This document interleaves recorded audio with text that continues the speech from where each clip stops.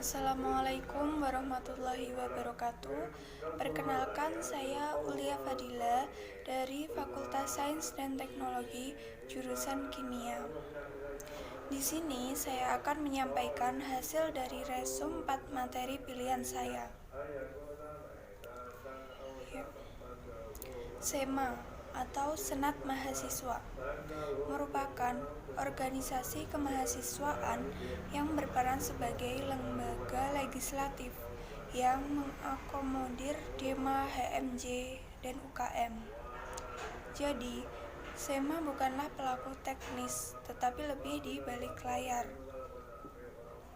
Di awal, SEMA mengurusi terkait perundang-undangan.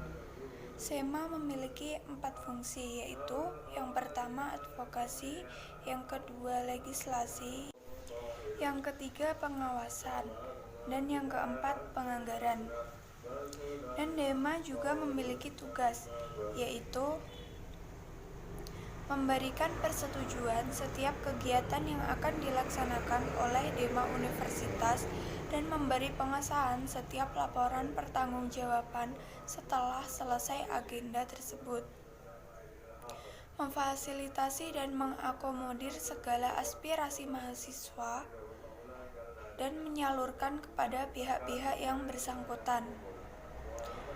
Memperjuangkan hal-hal yang berkaitan dengan hak-hak mahasiswa secara maksimal dan progresif. Mengawasi setiap kebijakan dan keputusan yang diambil oleh DEMA Universitas. Menyelenggarakan musyawarah mahasiswa Universitas Islam Maulana Malik Ibrahim Malang. Struktur kepengurusan SEMA.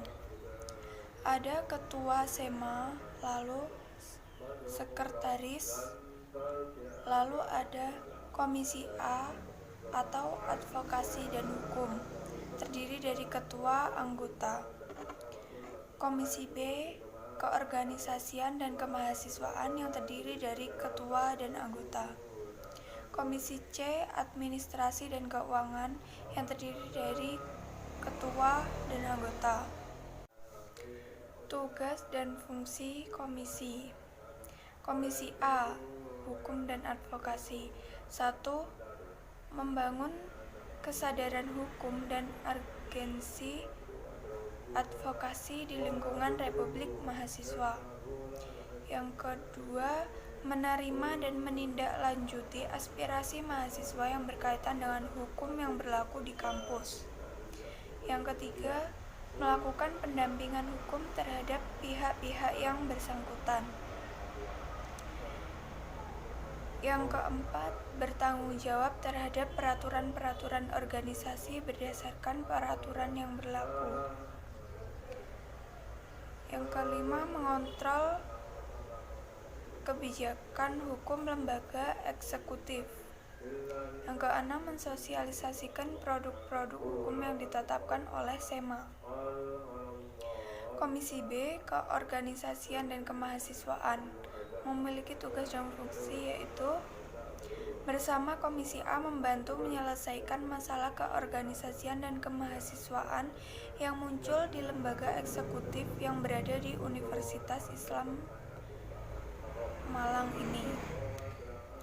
Yang kedua, menciptakan suasana dan perilaku organisasi yang profesional dan spesifikasi tujuan masing-masing lembaga eksekutif. Yang ketiga, menjalin hubungan harmonis dan dinamis di tataran lembaga eksekutif dan birokrasi UIN Malang. Yang keempat, melakukan monitoring dan controlling pada lembaga eksekutif UIN Malang. Yang kelima, menyikapi dan menindaklanjuti persoalan lembaga kemahasiswaan yang tidak mendukung terhadap akselerasi dinamika kampus UIN Malang. Komisi C, administrasi dan keuangan, mempunyai tugas dan fungsi, yaitu 1. Melakukan controlling kepada lembaga eksekutif terkait administrasi dan keuangan organisasi selama 1 tahun periode kepengurusan. Kedua, memeriksa proposal maupun LPC dari lembaga eksekutif setiap mengadakan kegiatan yang diambil dana. Yang ketiga, menerima dan memeriksa laporan kepengurusan lembaga eksekutif UIN Malang di akhir masa kepengurusan. Yang keempat, memberikan pemahaman kepada lembaga eksekutif tentang surat menyurat dan administrasi. DEMA, Dewan Eksekutif Mahasiswa, adalah organisasi mahasiswa intrakampus atau OMIK yang merupakan lembaga eksekutif di tingkat universitas. DEMA merupakan wahana dan sarana pengembangan diri mahasiswa untuk menunjang pencapaian visi perguruan tinggi yang meliputi kedalaman spiritual, keagungan akhlak, keluasan ilmu, dan kematangan profesional. Di DEMA memiliki kabinet-kabinet. Selanjutnya ada UKM, Unit Kegiatan Mahasiswa. Yang pertama Menwa, Resimen Mahasiswa.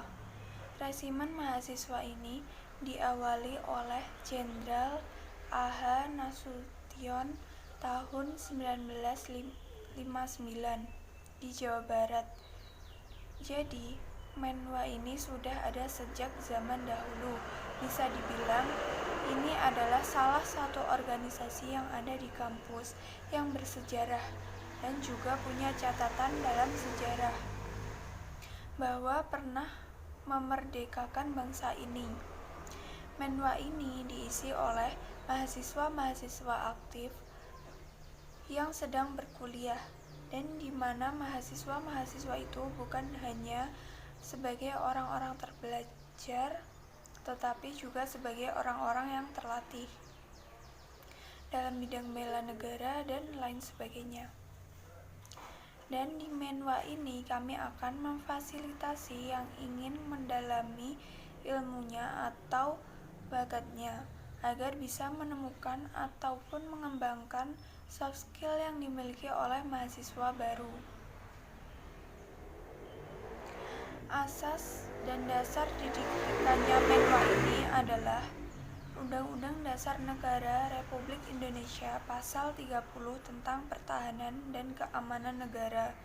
Kemudian Undang-Undang Nomor 3 Tahun 2002 tentang Pertahanan Negara. Kemudian Surat Keputusan Bersama SKB 3 Menteri, yaitu Menteri Pertahanan, Menteri Pendidikan Nasional, dan Menteri Dalam Negeri, serta otonomi daerah. Resimen mahasiswa di sini didirikan dengan dasar hukumnya, jadi bukan asal berdiri, sehingga resimen mahasiswa ini mempunyai pertanggungjawaban kepada kampus maupun kepada instalasi pemerintah terkait. Yang kedua, Pramuka.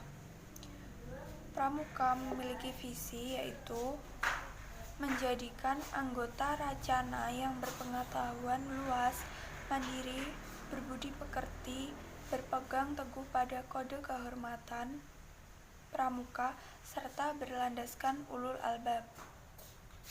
Kemudian misinya yang pertama yaitu meningkatkan kualitas pendidikan dan pelatihan serta mengembangkan minat bakat anggota Rancana, membentuk karakter anggota Rancana yang berakhlakul karimah. Lalu yang ketiga, mengamalkan nilai-nilai kode kehormatan dalam kehidupan sehari-hari. Kemudian menjadi anggota Rancana yang kritis, dinamis, dan kreatif. Kemudian yang terakhir, membentuk anggota Rancana yang mandiri dengan berwirausaha.